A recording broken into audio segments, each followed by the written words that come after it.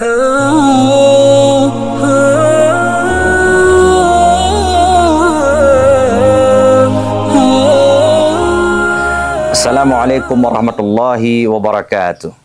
Alhamdulillahirabbil alamin wassalatu wassalamu ala nabiyyina Muhammad sallallahu alaihi wasallam wa ala alihi wa ashabihi ajma'in, amma ba'd. Kaum muslimin dan muslimat, sidang jamaah yang dirahmati Allah Subhanahu wa taala. Alhamdulillah, pada kesempatan ini kita masih diberikan nikmat iman oleh Allah Subhanahu wa taala. Mudah-mudahan bisa membawa kita kepada husnul khatimah, kembali kepada Allah dengan keimanan dan keredaan dari Allah Subhanahu wa taala. Sidang jemaah yang dirahmati Allah Subhanahu wa taala, pada kesempatan ini kita juga masih membahas kitab Syekh Yusuf An-Nabhani, yaitu Majmu'ul Arba'in, kumpulan 40 bab tentang 40 perkara.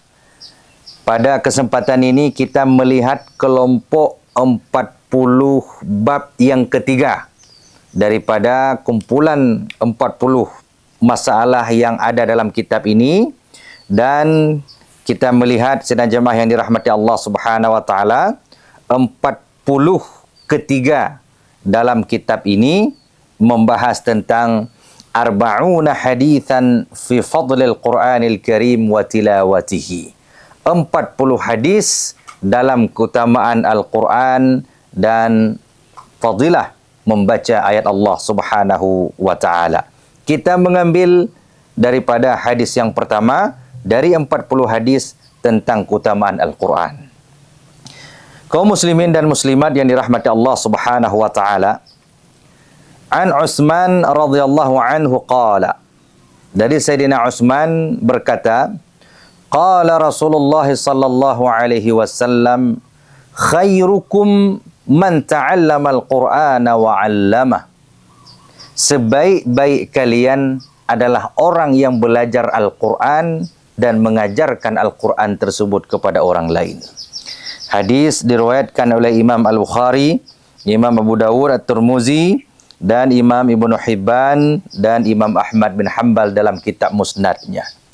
Sidang jemaah yang dirahmati Allah Subhanahu wa taala, banyak hadis yang menerangkan tentang kebaikan-kebaikan manusia ataupun manusia yang terbaik ataupun amalan yang paling baik. Ada yang lain menyampaikan khairun nasi anfa'uhum linnas, sebaik-baik manusia adalah yang bermanfaat bagi manusia. Lalu dalam kesempatan yang lain, para sahabat pernah bertanya kepada Siti Aisyah, wahai Siti Aisyah, Ummul Mukminin, ma ahabbul a'mali ila Allah wa rasulih. Apa amalan yang paling baik di sisi Allah, yang dicintai Allah dan Rasulnya? Siti Aisyah menjawab, ahabbul a'mali ila Allah wa rasulih adwamuha wa in qalla. Amalan yang paling dicintai Allah dan Rasulnya adalah amalan yang terus-menerus dilaksanakan meskipun amalan itu sedikit. Maka kalau kita melihat hadis ini, sedang jamaah yang dirahmati Allah, dalam kemajuan teknologi, kemajuan zaman, berbagai macam rutinitas manusia dalam segala bidang, seakan-akan hadis ini tidak relevan dengan kemajuan pada hari ini. Kenapa? Ini adalah pekerjaan tengku-tengku kita zaman dahulu ini. Sebaik-baik manusia adalah belajar Al-Quran. Pada hari ini anak-anak kadang lebih ditonjolkan dengan belajar sains, belajar ilmu teknologi, belajar ilmu-ilmu duniawi. Wa 'allamahu, dan mengajarkan Al-Quran itu kepada generasi berikutnya. Ini kadang-kadang pada hari ini orang lebih bergengsi ketika profesinya adalah seorang insinyur, seorang teknokrat, seorang politikus, seorang ekonom, seorang yang pakar dalam bidang duniawi. Tetapi jangan salah, kepada guru-guru kami yang mengajarkan kami Al-Quran semenjak kecil, di pelosok-pelosok negeri, di pelosok-pelosok kampung, di surau-surau yang kadang tempat belajarnya itu terbuat daripada kayu, pelepah rumbia dan lain sebagainya. Jangan pernah kita minder dan putus asa.